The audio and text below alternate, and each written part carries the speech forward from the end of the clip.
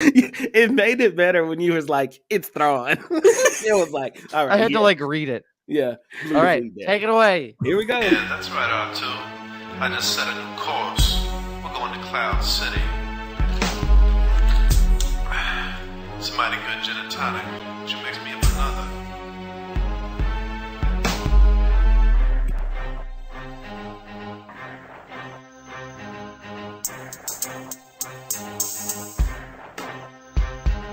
Impressive, now release your anger. You must have sensed that your friends are in danger. Oh, why'd you slice off my hand? It's imperative that you understand. Obi-Wan would never bother. Tell me too about your father. He told me enough. He told me you killed him. Then there's something I must reveal. Then I'm your father. I'm your father. I'm your father. I'm your father. I'm your father. I'm your father. I'm your father. I'm your father. Knock him out the box, Luke. Knock him out. Knock him out the box, Luke. Knock him out. Knock him out the box, Luke. Knock him out. Knock him out the box, Luke. Knock him out. Knock him out the box, Luke. I have no words for what that was. Have you never seen that before? Oh, I have heard it. I have not seen it. I have heard that before. Brian, you have never seen the Star Wars rap before? I have not. You? This is the first time I've said. This is the first time I've heard I get it. to introduce Brian to something. That video is 3 minutes long. Oh and my gosh. It covers the first 3 stories, and it came out 13 years ago. Oh my gosh. I grew up. My first introduction to my Uncle Joe is the one that introduced me to like Death of Superman comic books. Right. And he is the one that showed me this when we had the dial-up internet and YouTube was like a bunch of fucking cat videos. Yeah. This is called the Star Wars rap. And you have to watch it. I will put the link in the description of the video. That's okay. Welcome to Films in Black and White, everybody. Yeah. If the intro, that's the vibe today. In case you didn't know. For those of you just joining us, Marcus like spun up a brand new intro for those watching the live stream, which you can get anywhere all over our socials. So just head to our socials at the regular date and time. But spun one up for us. And it was something else. Like, it was exciting. So, I had to introduce Brian to something Star Wars that he'd never seen before. I have never seen that before. That was rad as hell. That's crazy. I had the biggest smile on my face. So I was like, did he put my face on stuff? There's the sun going. Like, that was incredible. What triggered this was like, I was so happy that Brian had a Star Wars week of news. It's true. And it was like so much fun. Only thing I could think of was Brian. I think I sent Brian maybe about 1,500 TikToks of just different Star Wars shit between yesterday and today. Oh my gosh, it's great. Yeah, which is good because the other TikToks were troubling at best. Welcome to Films in Black and White, everybody. Glad that you all can join us. We got a great episode to get to. We're going to talk the Super Mario Brothers movie. Yep. We're also going to be talking some Star Wars announcements. And so join us, will you? This is a spoiler included podcast. We are going to get into the Super Mario Brothers movie. So if you care about spoilers for this one, there'll be timestamps in the episode description. So don't panic. You can kind of skip around if you need to. Don't sweat. But in order to do this right, in order to do it well, I need to kick it on down to Brian Roush, aka Big Blue Bad Fleet Daddy. How you feeling, sir? Daddy. I'm feeling Thrawn. No, I'm kidding. I'm feeling good. I'm in like such a good mood. I'm in such a good mood right now after that opener. Just absolutely like my face hurts from smiling. But no, I'm feeling good. I am amped up from Star Wars news. Friday when the Ahsoka trailer came out, it was like it was just like a serotonin boost to get through my Friday. It was phenomenal. Great.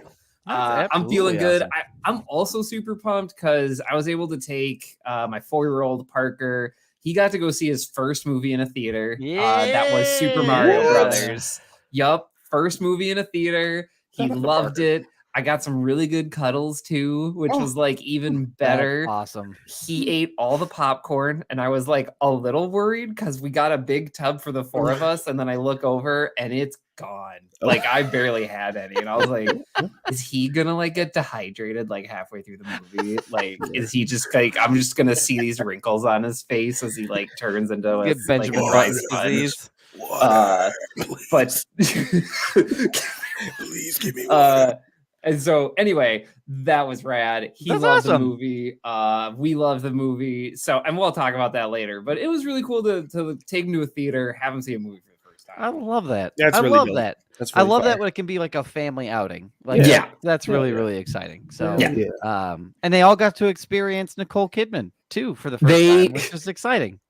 And What an Maggie experience. rolled her eyes because I started mouthing along with it, and like both of my kids were like, "Do we have to do that?" Yeah, Is this the movie theater Pledge of Oh, Allegiance? Do we have to. do we do Okay, that? I have to salute. Okay. No, like, so Maggie was like, "Please stop! Like, Yep. what are you doing? Like, Yep. If you don't do it, Nicole Kidman gets mad and she Yeah. comes through the Yeah. theater screen and Yeah. just starts I busting mean, heads. do I really see a cinematic adventure unless Nicole Kidman takes a minute out of my life to talk to me about the magic of the movies, about an how do- advertisement for a place that I've already bought money for? I don't know. How long do you think that will be in front? Like, what is the contract workout that's going to be in front of movies? I think I don't read they know. renewed it for another year in Oh. the fall. So I Oh, think we have shit. at least another 9 months of this in Really, AMC. you Yeah. know, I mean, I'll take that to those fucking yahoos last week calling me a superhero for Yeah, just going to that a was- theater. yeah. Like, Oh. I don't mind. I'll take Nicole Kidman Sure. every day. Make was no very mistake. I would like, do I want Michelle Rodriguez, who's dead behind the eyes, or do I want Nicole Kidman, who like halfway looks genuinely excited to be there? I'm going to take Nicole Kidman. Is she watching anything on the movie theater? Probably not. Like, they probably Hell blue no. screened it all in, Hell but no. it's better than Michelle Rodriguez like Well- suffering through the lines. That's I Lighting a think that's cigarette and lecturing me. that's a really good point, though. When's the last time any of these motherfuckers calling me heroes been in a movie theater? I Like mean- with the rest of us, not mean, I would've- not a premiere, but in a theater with the rest I mean, of us. Tom Cruise says he goes like undercover with a hat and goes Yeah. sees I believe movies him. opening I weekend. I and believe him. I wholeheartedly. believe him because he's really He's crazy. intense. He has no reason to lie. Like if Man. there's a motherfucker that's like somebody ain't gonna lie to you because they so crazy, it's him. Yeah, Yeah. I mean, he's everything. It's like, no, you're just insane enough to do that. The only celebrity movie story I have is from when I was living in a suburb of the Twin Cities and worked at a movie theater that Prince would sometimes go to. Oh, okay, that's fine. And heard That's about how, you know, you'd get a call 30 minutes before. they'd No be like, way. Don't sell anything for the 9. Prince wants to see Bad Boys too, so he's coming. so he And just gets so- the whole theater to himself. Yeah, he would just Okay. buy out the whole theater. He Yeah, was that very makes sense. nice. And then you weren't allowed to disturb him. And like you had to wait till he left until he was Yep. gone. And that was it. But yeah. Right. Okay. Honestly, I respect that. That's I great. respect it because he also buys out the whole theater, and I bet Prince was like, I bet he was like Nice. nice about it. enough about it to be like, I'm not gonna go Yeah. like on a Friday night. I'm gonna go like Sunday afternoon Yeah. or Well, whatever. the one- crazy, I mean, it one was thing really they close said- to Paisley Park. So like he was probably like, Oh, I got to take a gosh. break from writing. So I'll just go watch a movie and then I'll But- come back. I'm gonna go catch the 2:00 Nemo. Of all the stories I hear about Prince, is like he was the coolest motherfucker that was out. Oh, yeah. And Easy. Yep. about like he could play basketball. He was just genuinely nice to Yep. people, and he was obviously a sex symbol. Not that that has anything to do with anything, but has No. anything to do with everything when it comes to Prince. But Oh, Yeah. for sure. Yeah, Yeah. absolutely. Well, we also have to make sure that the other gentleman on this other podcast ones. is thoroughly introduced to Marcus J. Destin, aka Yoshi Better Be Black. yeah, Marcus, how you feeling? I'm feeling good, man. I was sick all weekend, just coughing up a cold. Oh The no. weather change. I couldn't Bro. tell if it was allergies or cold. I'm at that point in my life where I get it. Yep. I don't know if I was. It wasn't COVID, so there was that. But There's that. we're here. I cooked a bomb ass dinner yesterday. looked There's really a good. moment I'm waiting for, and it's to cook for my wife. And like Yeah, okay. I'm really excited to be married and just cook for my wife, because I was like, damn, like this is fun. You know what I mean? Like making a Okay. meal and waiting on a reaction. Anyway, that was that. I watched Or rubbing it in their face. well, I don't have a competitive love like you and Brittany. I feel like a lot of stories Doug says about Brittany in the most loving way is like loving basketball reimagined. Yeah. And so, There's you know, no way you could. Are you sure that looks really challenging? Are you sure you can make that? Fuck yeah, I can make that. yeah. And then she bites into it. I'm like, you make this. Yep. I made it. Yeah. Tastes good. Does it taste good? Yep, it does. Eat it, bitch. You're like, oh, Okay, I never said that. Alright, Never alright. never said that. Escalated Great, quickly. listen. Look at. But I'm good, man. I watched a shit ton of movies, like weird movies. Nice. I finished my Yes. Shrek rabbit hole. I Nice. watched Alvin and the Chipmunks again. I watched Star Huh. Wars Okay. Episode 3, Excellent. Daredevil again. Yeah, you I went just watched a everywhere. lot of. Yeah, I was a little bit everywhere, but You went it was everywhere. a good time, man. Great time. That's awesome. That's good. Well, I'm glad All to right. hear. Well, Huggy Fresh. glad you're feeling better. Being sick, I feel like I've been sick like every 2 weeks. So I feel you, man. I'm Yeah, ready man. to come out of this dark and single. tunnel. Yeah, ready for this to be done. Winter Sick needs to and, stop. sick and single. Sick and Yeah, lonely. that's not fun. So, for me, about the same. Went to see family for Easter.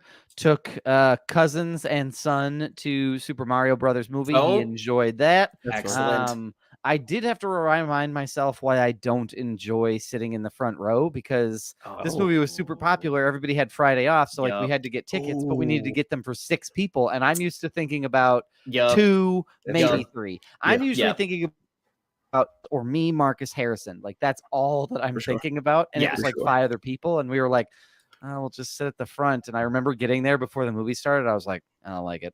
I don't like it. I don't like it." No, at all." that's- The But only I time had to tell everybody like, "No, this is good, right? This is good." But Yeah. inside was like, "This is not good." Yeah. Isn't that the worst part about being a leader is like having to put on the face that Oh, yeah. everything's going to be fine. Yeah. And it's like, I don't want to say that right now. No, Only time I do- sat in the front row for a theater was Spider-Man No Way Home. That was I think that's the last. Oh, Yeah. and nope. Dark Knight Rises, I was on the floor on the side because all the seats were sold out, but they wouldn't stop letting people in. Oh no! Not Dark Knight Rises, the Dark Knight with Joker. Okay. Oh. Yeah. And so the theater, we were sitting on the floor because all the seats were sold out, and they for some reason was still letting people in. Oh, that was- sounds That's like a bananas. fire hazard. That makes my ass itch. Yeah, like, that really that bad. back when I was in student affairs and I was doing residence hall stuff, we would do movie nights or whatever. And one of the Hunger Games ones, I messed Ooh. up, and I thought the back of the theater was like the front of the theater when reserving tickets. So I sat everybody in the no. first 2 rows. Oh no! It was fun. People were like, okay, and I was like, yeah, this is what they had. And they I mean, it was a college student free Yeah. movie. Like There you go. They don't it really worked care. out. Yeah. Yeah, you they're know, fine.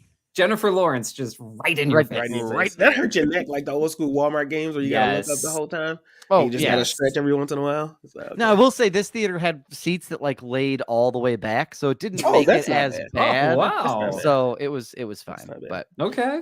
we have a full podcast to get to, and That's we for got to get sure. it started with Catch That. Let's do Quotable. it. Catch that The silky sounds of Marcus J. Hopefully this will be an interesting one. I've read this. I have not looked it up, but I've read it. So I'm excited to see how this hits initially.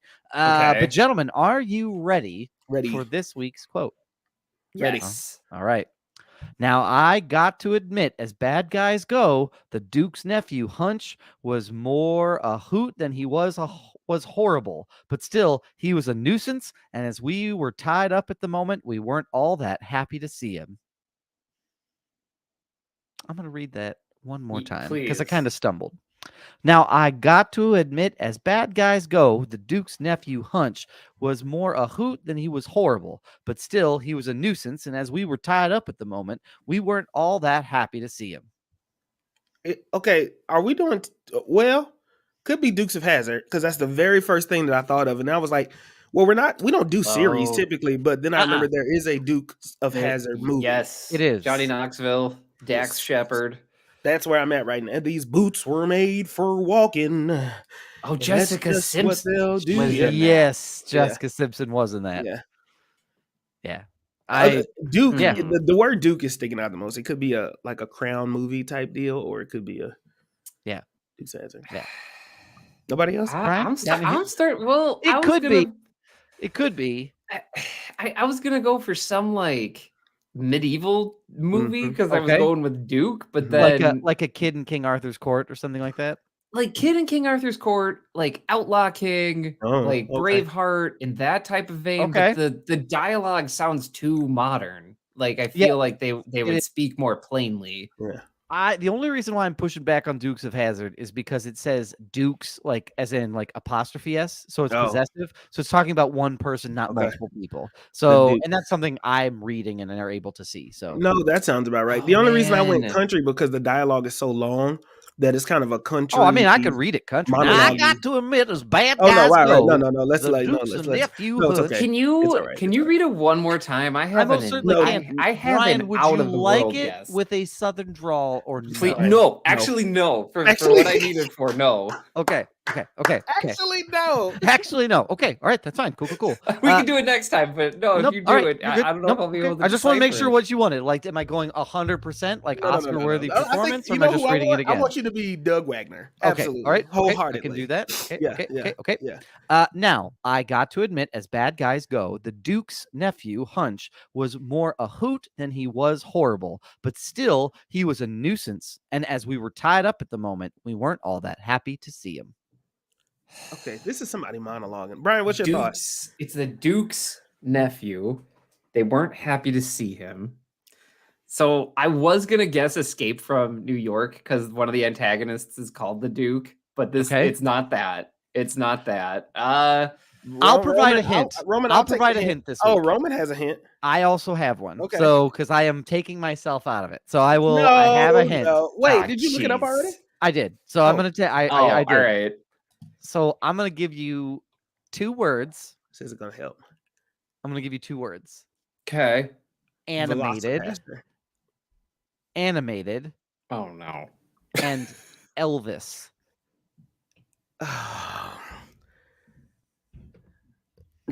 Roman Myers, this is not about me. This is not about how I animated gave a hint and last time. Elvis. Okay, so the movie's animated, and there's an Elvish like character. Elvis, Elvis, like the country. That's what I meant, legend. like Elvish. Like there's an Elvis-ish, Elvish-ish. Like you meant like the long ears. Really getting into my Dungeons and Dragons bag. There's an Elvis component in an animated movie. I feel like DreamWorks and Illumination made like a bunch of like copycat movies that were like musical movies. So it's really hard for me to tell them apart. Elvish-ish. Elvish. Animated. But none of them with a Duke. None with a Duke, though. I give up. Or can we get Roman Myers hint too? Like that? I don't. We're really fishing. I mean, I can give you the date, like if that helps. No, not the date. I feel like I don't know. I don't think either one of you for are our going to get audio it. experience here, I don't think this is going off. I'm just doing it. 1991. That's the hint. Fuck it. 1991. 1991. I was going to guess Sing. 1991.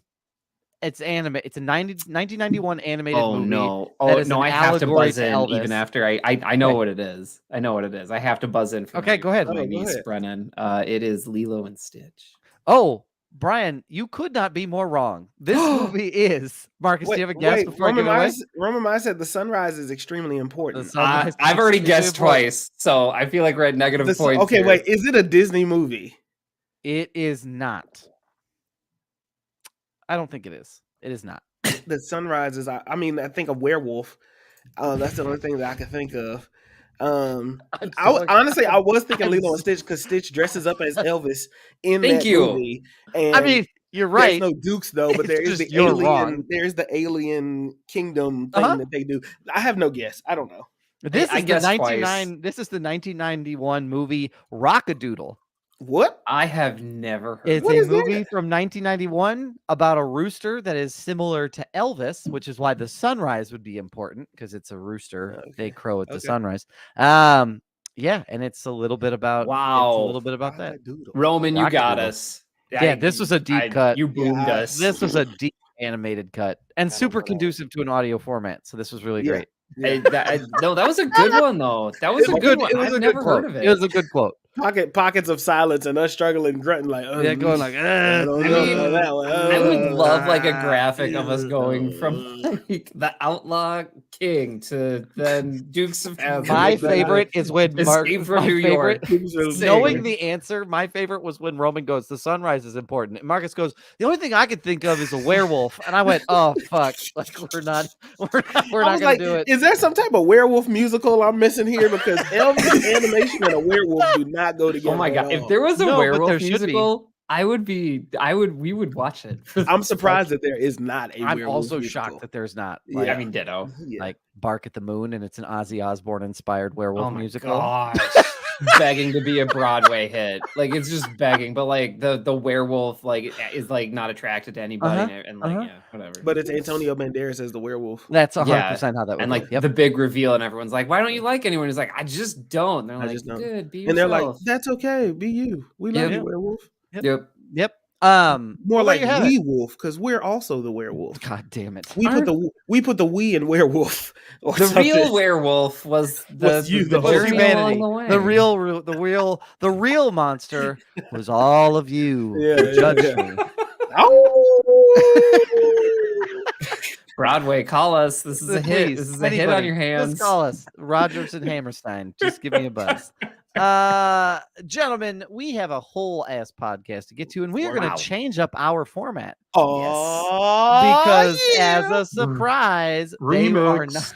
Oh fuck, Chris! Chris. They are not a werewolf. Oh, whoa.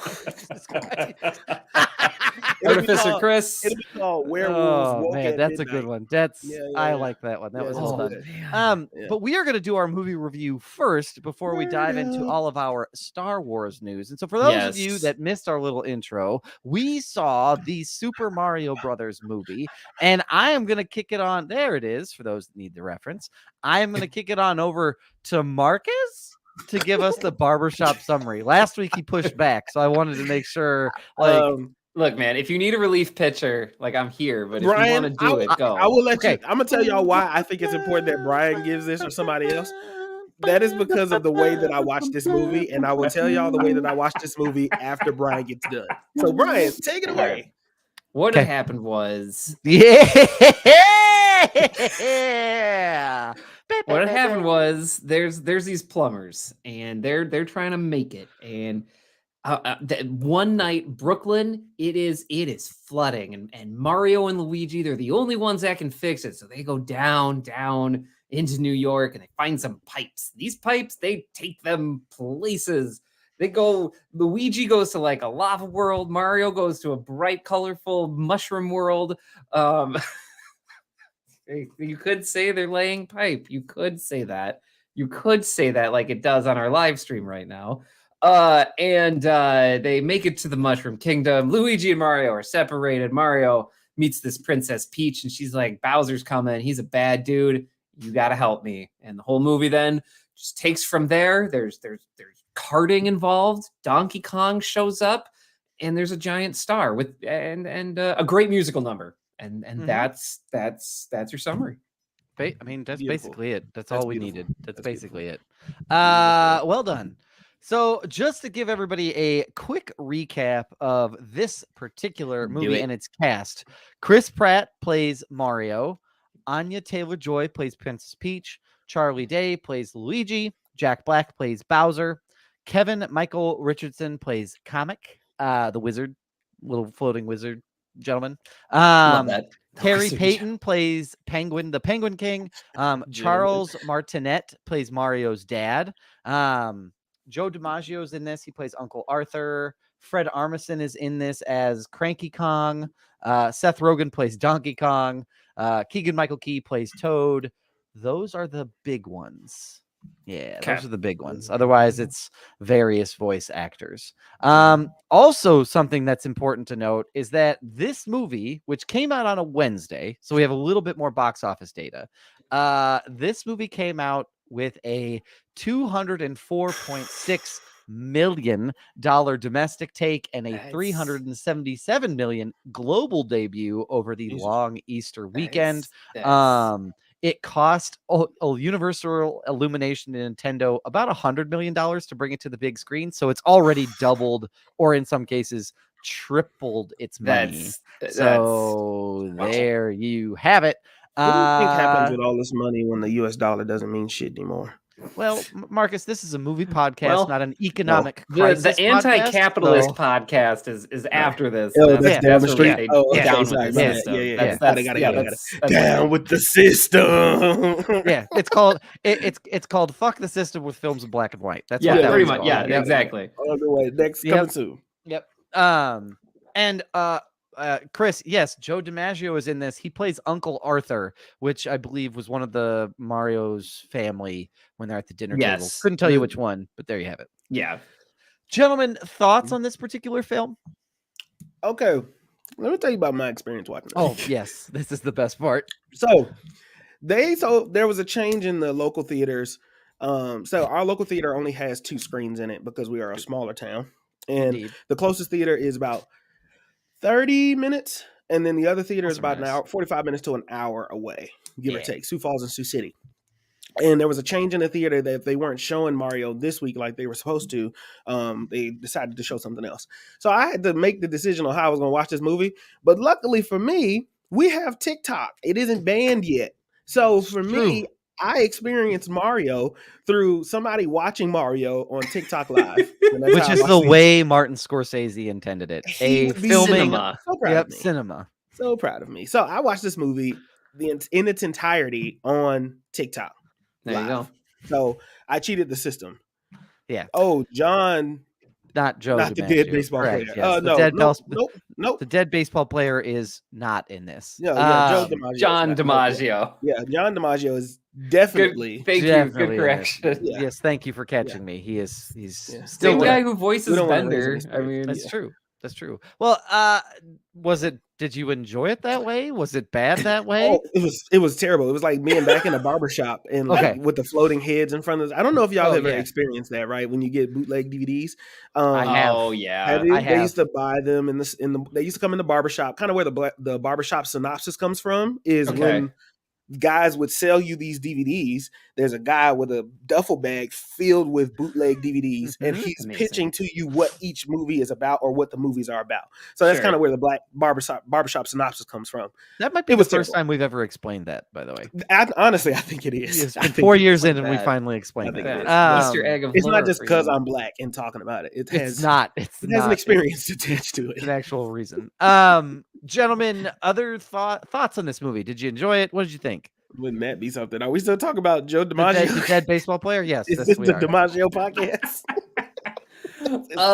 Man, I my expectations were like on the floor for this movie. Just gonna put that out there. And I really enjoyed myself. This, like, honestly, I know Disney has a stranglehold on like family fun like movies. Yeah. But man, Super Mario Brothers was just like, it really felt like it was everything to everyone. And I also realized this is the moment where like people recognize millennials have like really big buying power because like Mario wasn't really a thing until like 86, 90, like when you could actually bring it home. And like, so I feel like some people, like that's when they started growing up with it. All those people are now in their late 20s or 30s who have buying power to take their whole family to a theater, and they see Super Mario Brothers. They know it's safe. They know Mario is a beloved character. They know what to expect. And honestly, this movie was funnier than I expected. So honestly, like this is probably the standard for like animated family fun movies moving forward. And I say that with Disney in the background, like glaring at me. Yep. No, absolutely. Yeah, no, for sure. I feel like Mario, it's not that I didn't like Mario. I love playing the games. I've had it on GameCube. I've had it on the DS or Nintendo.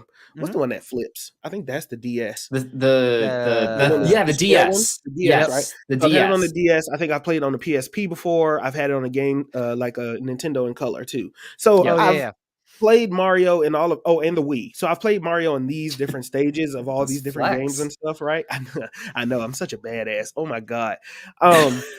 Legend. But I don't think I've ever experienced Mario I've never been a person to be like, oh, I love Mario. Like, Right, yes, right. anything Yeah. Mario. Like, I'll do it because it's like that's a classic character.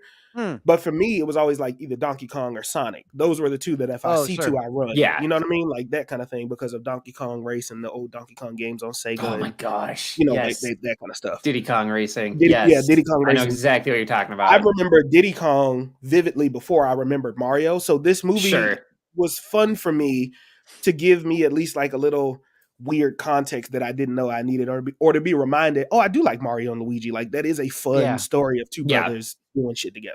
Yeah. Agreed. I mean, I'm with both of you. I like boost everything you all said. Like this movie was a lot of fun. I appreciated the thing I liked the most about it is like you could have very easily just repurposed the music that we remember from different parts. Like the first time he gets to Princess Peach's castle, like you could have simply just said like, let's just keep rolling that out, right? Yeah. Like, let's just repurpose that, package it, and send it that way. But they put so much time to say like, no. It's a part of a score. Like this is still a movie. It still needs to feel like a movie. And so they did such a good job of being like, no, this is, you're going to hear things that if you played it, you recognized it, but there's still a score to this. Like it's not random and just out of nowhere. I also had a very hard time separating the old 1993 Super Mario movie from this one because they start pretty much the fucking same. Actually, oh my gosh, you're right. They do. They start I've never seen identically. So the movie with Bob Hoskins and John Leguizamo starts off where they are two plumbers trying to make it in New York, and the only difference is that Luigi's the one that pushes them to go down and try and save New York and try and stop this construction from happening. And they get sucked into a vortex. It's not called a portal or a warp pipe. But they get sucked into a warp. This movie is like so fucking similar that when I saw it, I was like, oh, is this like a nod? Like, am I supposed to know this because I'm like a movie nerd or what? Got it. Yeah. Oh my god. John Leguizamo is boycotting this movie too, by the way. I don't know if y'all know that. That's fine. Well, because there was no Latino representation, and he said, "Well, I represented that there's no Latinx representation." Look, I appreciate his contribution to the Latinx community, but let's not. This ain't gonna make or break. Let's not hoist up 1993 Super Mario Brothers as the pinnacle of what movies could be in representation. Yeah, because I'm pretty sure Howard the Duck came out around the same year. Yeah. So anyway, no shot at John Leguizamo. Do you think? I would like. I do. I do find it interesting. I was wondering how they were going to do the whole damsel in distress. Yes, I mean, plot, or what is what is it called? Not a plot, but the trope. Oh, the trope. Damsel in distress, Yeah. right? Because that's what the game is all about. Mario has to go save Peach, and Peach is in trouble again, and we got to go and blah blah blah blah blah. I do like how they handled that. Like she was very capable on her own. She didn't really need any help, but it wasn't forced. Like, oh, I have to save her. If anything, she was like trying to boost up Mario the entire time. Sure. And the interactions were all genuine. It wasn't Bowser being creepy. Like, oh, I'm going to kidnap her and you're going to have to marry me because of et cetera, et cetera. Like that didn't happen until the end. And once it happened, it was kind of like, oh, you don't want to marry me? Well, okay, well, fuck you then. Like, let's get to scrapping, you know? Yeah. So I appreciated that. Go ahead.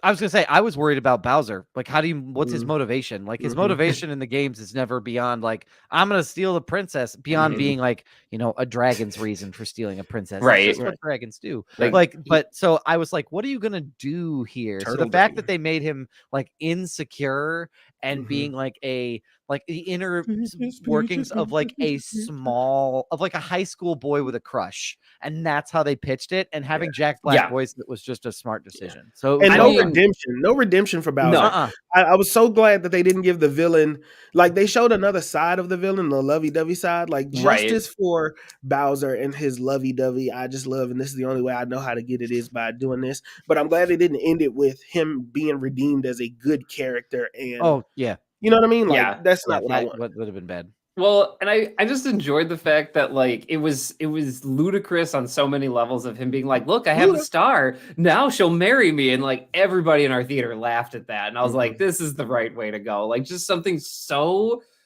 off the wall that like obviously this is not good. And then Jack Black played it so seriously and hammed it up at the right points that like, how could you not laugh at that? Like, just trying to, and I don't think anybody else could do that except Jack Black, by the way. Like, not that like Jack Black, by the way, having a great week for himself. He's having a really good week for himself. He's in the biggest, like one of the biggest openings for an animated movie on the same like day, a movie. Technically. I mean, actually, yeah, because this came out Wednesday, right? Did it come out Wednesday? It did come out Wednesday. So he was in The Mandalorian. So you saw him in multiple mediums. Wow. Yeah. Wow. I mean, April 5th, 23. This is the first movie he's been in since Jumanji. That's what he said in the interview. Is it really? Because he said it's been 4 years. So Jumanji was the last thing that he was in. Wow. Because they were asking him like, how do you pick? First of all, shout out to Jack Black for just being his genuine self all of these years and it never going out of style. He's always been like this since Tenacious D. Him and Snoop Dogg. It's a weird comparison, maybe, if I say it out loud, but on paper, I could track the journey of where Jack Black started, where I remember him of like a movie like Tenacious D or Saturday Night Live. Was he on Saturday Night Live? I mean, I don't think Jack Black, he's never been like a cast member. He was never a cast member, yeah. So all of these silly movies that he was in, he played the fat, chubby, silly guy role for his whole life. And then eventually he transitioned into more serious, funny guy roles that you can kind of tell that he was actually taken serious. And I could kind of plot point Snoop Dogg and Jack Black's career of just them being their genuine selves and doing whatever the fuck they wanted to do this entire time. And I think they deserve major kudos for that. Yeah, I mean, his first movie, I believe, is one of our go-to guesses. High Fidelity. His first movie is High Fidelity, and so which is incredible. I mean, he's been in other what stuff. Year was that was High Fidelity. Where are you? So I'll find it. Just give me a That's minute. all right. I could look but yeah, so and I take that back. I mean, he's like appeared in other things like Biodome. He was in, but it was as Tenacious D. And so High Fidelity was 2000. So yeah. And apparently he was in Enemy of the State for like a hot second. Yeah, but like he was one of the techs. Yeah, his first big role was High Fidelity, and then after that became Orange County. Came out after that. And then after that was School of Rock was where he really took off in 2003. Yeah, I remember Orange County was like that was kind of like an indie darling, and I feel like it was picked up very a much lot of cred there. At least that's how I remember it. Yeah, we could do a whole Jack Black podcast, man. That guy's got some range. There could be an entire bonus episode just picking out his best project. I mean, he's got so many bangers here, and also I totally forgot about Kung Fu Panda. Oh yeah, the movies and the series. Yeah, by the way, yes, no kidding. So yeah, and the other thing I appreciated is like one critique of this movie that I was watching for if it became excessive, but was. Like I was watching for it just because I had heard about it and I wanted to see if it was something that like I noticed or that it bothered me.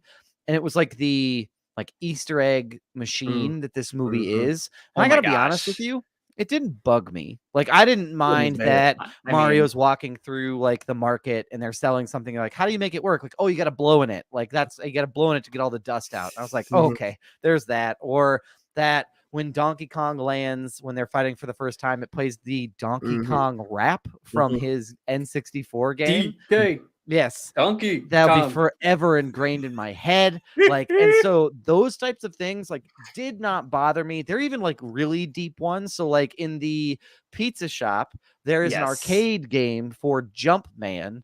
And Jumpman is what Mario was originally called when he was in the first game he came out in 1981, Donkey Kong. He was called Jumpman. He wasn't called Mario. So they did like even some of those nods. I was like, this is cool. Did you catch what voice actor was playing the character playing Jumpman? I did indeed. Yeah. Wasn't it the original? It's Mario's original voice actor. Yes. We've already said his name in the cast list here, but Martinet, Charles Martinet. So I mean, like, and that entire bar is Punch Out themed. There's a Duck Hunt like store down the way. I mean, like that was also one of all over the place. Well, and like as an adult bringing their kids here, I enjoyed it because like my kids were just happy with that. But I was like, oh, I'm being entertained by all these like background references that I actually have time to read, and as someone that like has enjoyed the game, so that was just I don't know, that was nice on my end. But yeah. There's one thing I need to get out of the way. All right, what's that? Look, Chris Pratt. Oh, we need to do this. Look, man. Look, 2002 was hard. 2022 was hard for me. 2002 was hard too. Every day is hard. Every day is hard. And I said a lot of things about you when you were casted. I said a lot of things about this movie, and I was wrong. Okay, I was wrong. There, I said it. I got it out in the public, and I'm sorry. I'm sorry I was wrong because Okay. your voice was not necessarily the problem. I had in my head, I was going to do a whole I'm sorry, Chris Pratt to the lyrics and songs of I'm sorry, Miss Jackson, but I didn't have time to figure Thank Oh, it wow. out. that Fill it didn't all happen. out. Yeah, that Marcus, okay. Marcus, I'm sorry, Chris Pratt. No, I no, have no. the whole thing. I have for real. Brian, Brian. You criticize the No, voice. no. I was just wondering about the choice.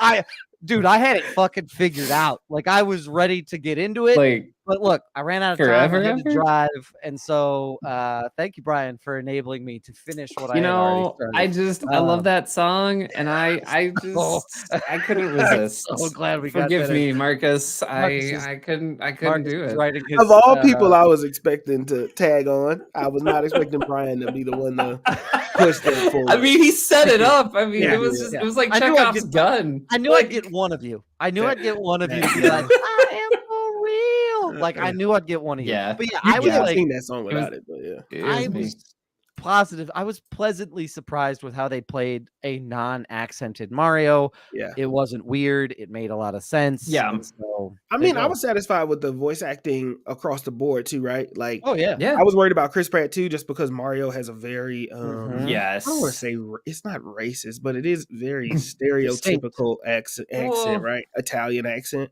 And they lampshaded it, I thought, just perfectly fine at the beginning of the movie, being like, yeah, they like hammed it up for their ad to stand out, but they're actually like they're just Brooklyn accents. That's Oh, it. And that was I missed that part because the person didn't start filming yet. there you go. So like Okay. at the beginning, they show the Super Mario Brothers commercial Got with it. the Super Mario Brothers rap, They and show the then blade. like everybody Yeah. gives them crap for it because they're like, "What's up with your voice?" And then that's when Chris Pratt starts talking, and it's like, "Oh, it's like a mild Brooklyn accent. This is fine. I am sorry, Chris Pratt. Yeah. Yeah, it I was fine. criticized you because I didn't think you could do it, but the Yeah. way that you went, it was way better." I guess Also, I guess for I'm the sorry too, record, but yeah. this is not the same voice that was in the trailer. hell Oh, no. I We so caught I that. do apologize to Chris Pratt. That was unwarranted, and we should have seen the movie before criticizing the He voice. changed it. I can do the rap again. However, something changed. You He either changed got that shit. notes or they re-recorded. So I will say that. But again, Chris changed Pratt, sorry. Yeah. I really do think they went with the Sonic route. I think ever since the Sonic movie came out, when they had that ugly ass Sonic the Hedgehog, they put that out, and people Teeth. gave the Human backlash, like the human teeth, Sonic with the human teeth, Ugh. and then everybody gave all that feedback, and then Sonic went on to make a shit ton of money. Yeah, for it Sonic did. 1 and 2. Yeah. After they listened to the fans, I think that they did this here in the teaser and was like, well, let's give them a little taste of this voice to see what people's reactions are, and then let's go back and fix it. Because from what I can tell, this is my interpretation only. I'm not a professional movie person at all, but all of their voices were twinged just a little bit in poster edit. Like I even agree. Bowser's voice had a little bit more depth to it, or they Mhm. lowered the bass and gave it a little bit more raspiness for Jack. None of the people sounded like, oh, this is Keegan Michael Key playing Toad. Like, no. Yes. I did That see voice I threw did me. see an interview with this though. I saw the same one. and with the him. interview that he did on, I think it was like on Kimmel or something like that. Mhm. And they were saying like, yeah, I kept going higher, and the director was like, yeah, but can you take it a little bit higher? And Mhm. like he kept pushing it, and that's Oh, just he's one of those wow. folks that just has that range. But you're Mhm. right, there's some of this. There's no way, knowing the amount of time that you are in a studio recording all of your lines, that Mhm. you're Yeah. able to keep it for that long. So you have to think that he was, Yeah, they you know, had to he do was, there some- was some help. Here's my question. Yeah. I have a Yes. question. This may be a stupid question, but There are none. how do you think, what makes more money when people do these voiceovers and animated voiceovers like this, or like long term? I'm thinking long term wise. Do you get more money, Jack Black, the voice actors, everybody, from roles like this versus roles like Jumanji or the movies or live, like live acting version? Because I guess I don't know what all they could do with this, right? Does I that think make sense? I think it's Yeah. I think predominantly what it is it's the cost benefit analysis of their time. So Yep. if I get to record a voiceover for an animated movie where it's in Burbank, I have to go maybe an hour from my home to Right. get there.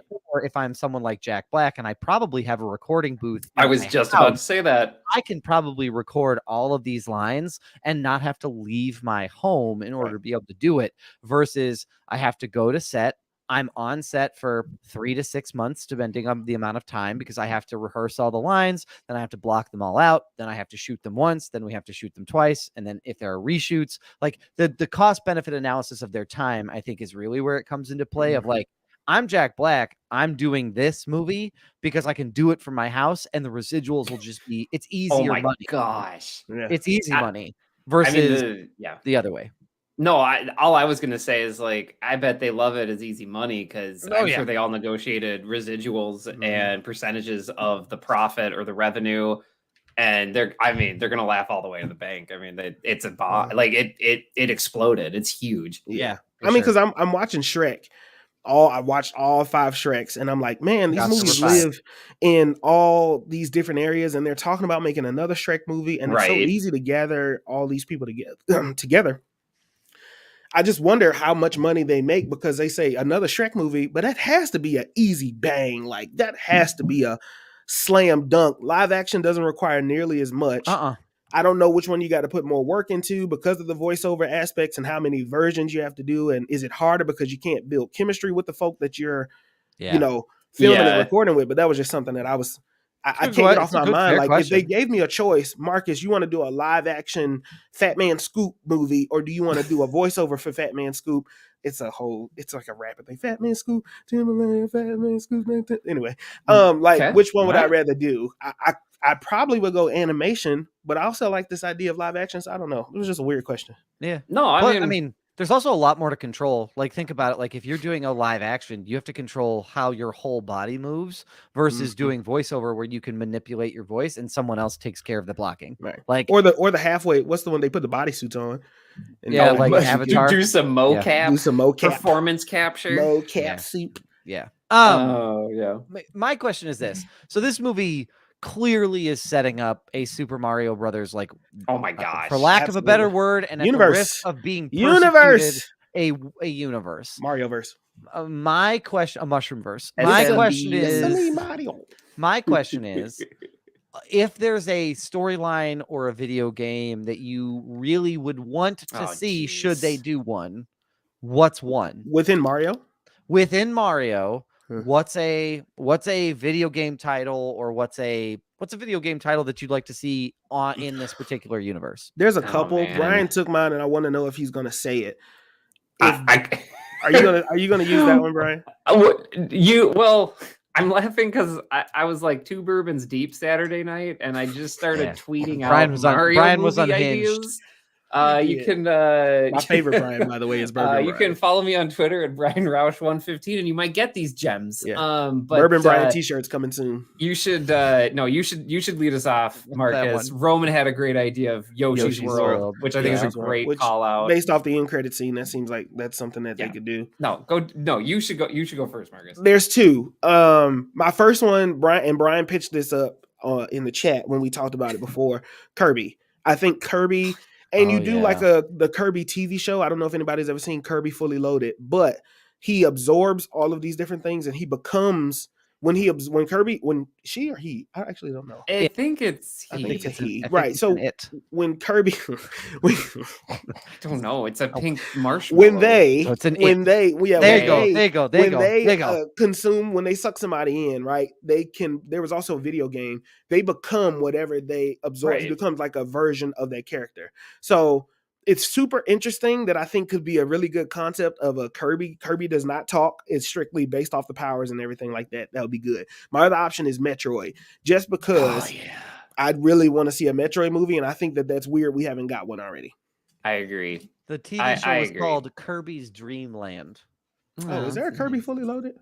Kirby. I think you're thinking of Fully Loaded. Herbie. There's a movie called Herbie. Herbie That's Fully Herbie Loaded, which is Fully about Loaded. a bug. You're right. But You're right. That's right. when you said it, I was like, Brian and I were both like, I was like, fuck was Kirby that? Fully. Like, Yeah. what I was just like, happened? I don't know what you're talking about. Yeah. No, call me Maybe. out on my bullshit, please. Brian, what's Oh, yours? Kirby, right back at you. That's the name of the TV show. 2001. nice. There you go. 4 Um, seasons.